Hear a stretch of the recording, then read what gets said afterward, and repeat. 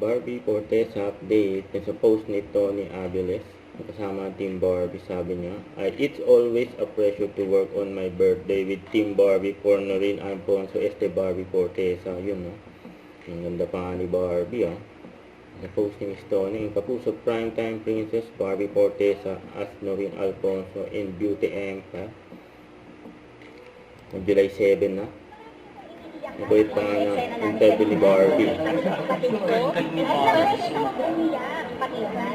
Nalaman ko na meron. Ganyan pa si Barbie. Kaya nga ko na sana nabigay ko pa yung best ko sa eksena.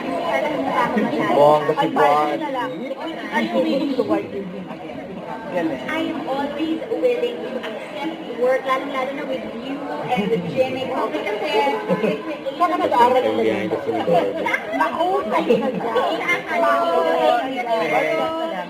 at napanimugan ka yan.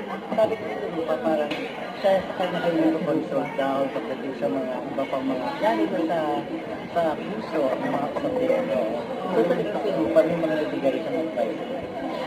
Alam niyo ba, sa totoo lang, si Miss Ruka, minsan po, when we ask for it, and even when we don't, she's really generous in giving advices, not just about personal life, but also yung ethics, pagdating sa ng story. Kasi nga, having been in the industry for so many years, ang dami na talaga share sa akin, professional tips, mga advice, how to be a better actor, a better artist, how to communicate better on set, yung professionalism. Pero yung personal issues na pag-usapan, hindi mo na itakal yun. Pero di po ba nga sabi niyo po Yan, no? Ito for you Globe ni Barbie. Ang ganda. Invisible Shield Sword.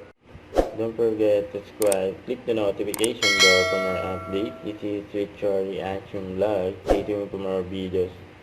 See ya.